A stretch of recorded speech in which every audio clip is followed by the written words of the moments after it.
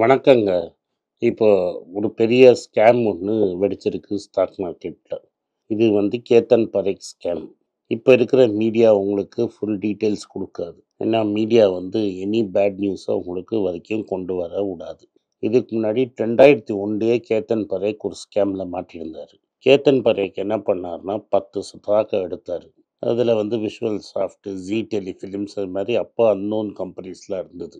இதெல்லாம் ஜீ டெலிஃபிலிம்ஸ ரூ. 127லேருந்து ஆல்மோஸ்ட் ரூ. 10,000 வரைக்கும் கொண்டு போயிட்டாரு. அது மாதிரி பென்டாஃபோர், விஷுவல் சாஃப்ட் இது மாரி பல கம்பெனி பிஸ்னஸே இல்லாத கம்பெனியோட சொனாட்டா சாஃப்ட்வேர் இதோட ஸ்டாக் எல்லாம் பயங்கரமா ஏத்திட்டாரு. இதுக்கு ப்ரமோட்டர்ட்டேருந்தே பைசா வாங்கி இந்த ஸ்டாக்க அவரோட அசோசியேட்ஸ்குள்ளேயே ட்ரேட் பண்ணி ஸ்டாக் விலையை ஏத்திட்டே போயிட்டாரு. இது இன்ஃபார்மலா K10 அப்படிங்கிற ஸ்டாக் பேரு. கேத்தன் பரேக்கோட 10. K10 நீங்க கூகுள் பண்ணீங்கன்னா வந்துரும். கேத்தன் பரேக்கோட 10 ஸ்டாக் என்னன்னு.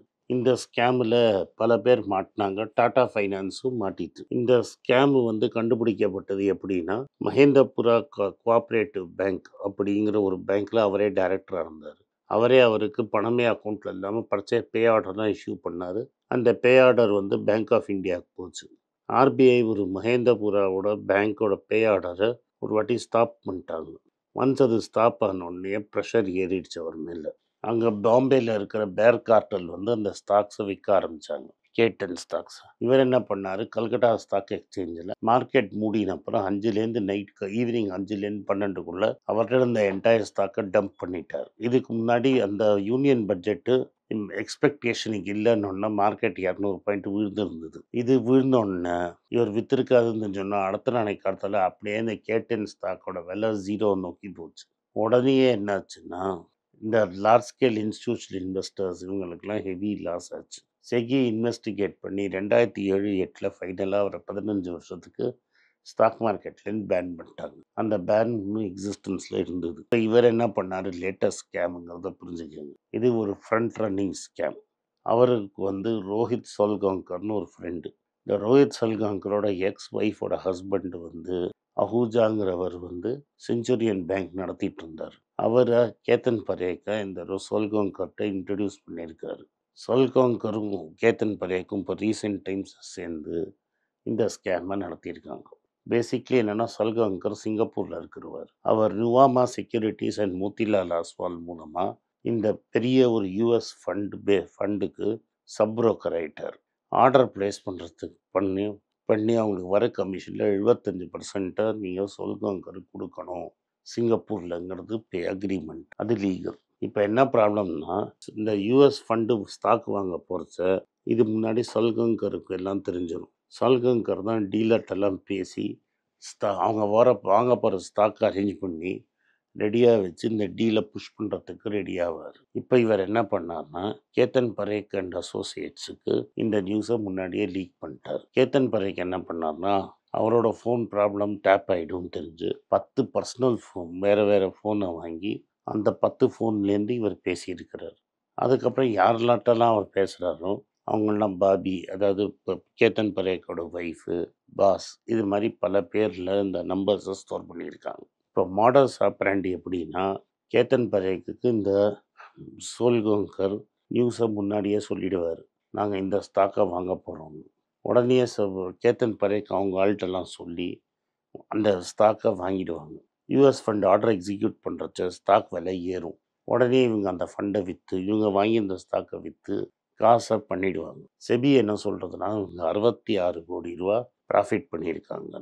இது டோட்டலாக 10 பேர் பண்ணியிருக்கிறதா நியூஸ் வந்திருக்கு. சோல்காங்கர் உட்பட்ட கேத்தன் பரேக்கையும் சேர்த்து 10 பேருக்கு நோட்டீஸ் விட்டு செபி அவங்கள ஸ்டாக் மார்க்கெட் பக்கமே வராதீங்க அப்படின்னு பேன் பண்ணிட்டாங்க. இப்போ இது ஃபைனல் ஆர்டர் வரத்துக்கு 1 இயர் ஆகும். அதுக்குள்ளே இவங்க போய் செக்யூரிட்டிஸ் அப்பேலட் ட்ரிபியூனலில் அப்ளை பண்ணி கேஸை இழுக்கலாம். இவங்க என்ன சொல்கிறாங்கன்னா, 30 மாதம் நாங்கள் ரெஜிஸ்டர் பண்ணி 30 மாதம் நாங்கள் இதை தேடி அதுக்கப்புறம் இதை நெயில் பண்ணியிருக்கோங்க. இதை ஒரு ஃபார்மர் எஃபிஐயோட டேட்டாவை கிளியராக முன்னாடியே இவங்க ஆக்சஸ் பண்ணி பேஸ்ட் ஆன் தட் இவங்க ப்ராஃபிட் பண்ணது தெளிவாக போயிடுச்சு. இப்போ ஆனால் இவங்க 6 மாதத்துக்குள்ள இந்த 10 பேரில் பல பேர் அப்பீல் பண்ணுவாங்கன்னு கிளியராக தெரியுது. இந்த அப்பீலை செக்யூரிட்டி அப்பேலஸ் ட்ரைபியூனல் எப்படி எடுக்கிறதுங்கிறத பார்க்கணும். இந்த செபி வந்து சரியாக வந்து Zee international, Zee entertainment, Eros international, Brighton group இதெல்லாமே வந்து போன ஒரு வருஷத்தில் ஷேர் ஹோல்டருக்கு ஹெவி லாஸ் கிரியேட் பண்ணி, இதில் ஈராஸும் பிரைட்டன் குரூப்பும் ஓப்ரைட் ஃப்ராடு. ஜீ என்டர்டெயின்மெண்ட்டில் சுபாஷ் சந்திராவும் அவன் பையன் கோயல் மேல், புனித் சந்திரா மேலே பல கேஸுகள் இருக்கு. இதை டிசைசிவ் ஆக்ட் பண்ணாதது மார்க்கெட்டில் இதை பெரிய நட்டத்தை உருவாக்கி, செபி வந்து பெரிய பெரிய இஷ்யூஸை ஹேண்டில் பண்ணாமல் கேத்தன் பரேக் மாதிரி குட்டி பசங்களை பிடிக்குதுன்னு சில பேர் சொல்கிறாங்க.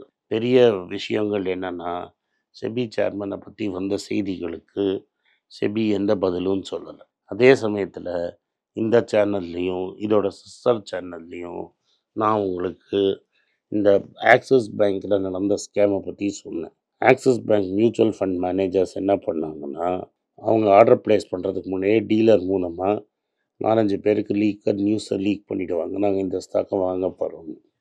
அவன் அந்த ஸ்டாக்கை வாங்கி ரெடியாக வச்சுருப்பான். ஆக்சிஸ் பேங்க் பெரிய பெரிய மியூச்சுவல் ஃபண்ட் பெரிய குவான்டிட்டியில் இந்த ஸ்டாக் வாங்குறச்ச குப்புன்னு விலை ஏறும். அந்த ஏறின விலையெல்லாம் விற்றுட்டு காசை பண்ணிட்டு போயிடுவான். இதில் விரேன் ஜோஷின்னு ஒரு ஆக்சிஸ் பேங்க் டீலர் இன்வால்வ் இருந்தார். அவர் மேலே கிரிமினல் ஆக்ஷன் எடுக்க முடியாமல் செபி தப்பிச்சுட்டு இருந்தது. ஒரு Axis bank mutual fund investor Shoni பர்மருங்கிறவங்க மும்பை போலீஸ்கிட்ட கம்ப்ளைண்ட் பண்ணி, அந்த கம்ப்ளைண்ட் மூலமாக இந்த ஜோஷியை அரெஸ்ட் பண்ணியிருக்காங்க. இங்கே என்ன கண்டுபிடிச்சிருக்காங்கன்னா, ஜோஷி அவர் பேர்லேயே 50 கோடி ரூபாய்க்கு டெபாசிட் கிரியேட் பண்ணி வச்சிருக்கிறார். அதுக்கு எப்படி பணம் வந்ததுன்னு அவரால் கன்வின்சிங்காக பதில் சொல்ல முடியல. இது முக்கால்வாசி வந்து இந்த இன்டர்னல் ட்ரேடிங்கில் இவங்க பண்ண லாபத்துலேருந்து வந்த காசுன்னு இருக்கும். ஜோஷியும் வந்து இதே மாடல் தான். அவருக்கு முன்னாடியே தெரியும் என்ன ஆர்டர் ப்ளேஸ் பண்ண போகிறாங்க ஆக்சிஸ் பேங்க்குன்னு. முன்னாடியே அந்த ஆளுங்கள்கிட்ட சொல்லி ப்ராஃபிட் பண்ணி ஒரு போர்ஷனை ஷேராக வாங்கியிருக்கிறாங்க. இது மாதிரி ஃப்ராடு வந்து ஹெவி லாஸு, பல 1000 கோடி லாஸ் ஆகிருக்கு இந்த ரீட்டைல் இன்வெஸ்டர்ஸ்க்கு. Forge document, altered share price, diverted portfolio இதெல்லாம் வந்து மியூச்சுவல் ஃபண்டில் இவங்க பண்ணியிருக்கிறாங்க. ஆக மொத்தம் ஆக்சிஸ் பேங்க் மேலே எந்த ஆக்ஷனும் எடுக்காமல் செபி விட்டுடுச்சு. ஜோஷி வந்து 54 கோடி ரூபா டெபாசிட்டும், பாம்பேயில் 150 கோடி ரூபாய்க்கு ப்ராப்பர்ட்டியும், லண்டனில் ஒரு ஃப்ளாட்டும் வாங்கியிருக்கிறார். அப்போனா ஒரு 300-350 கோடி ரூபா 2 வருஷத்தில் ஆக்சிஸ் பேங்க்கில் நடிச்சிருக்கிறாரு. இதுக்கு மேலெல்லாம் ஆக்ஷன் எடுக்குமான்னு செபி தெரியாது. ஏன்னா ஒரு கை விரேன் ஜோஷியை காட்டினா 3 கை செபியை காட்டும். அவங்க மேலே வந்து ஆர்டிஐக்கு தான் பதில் சொல்ல முடியல, இதுக்காவது பதில் சொல்லுவாங்கன்னு நம்ம எதிர்பார்ப்போம். நன்றி, வணக்கம்.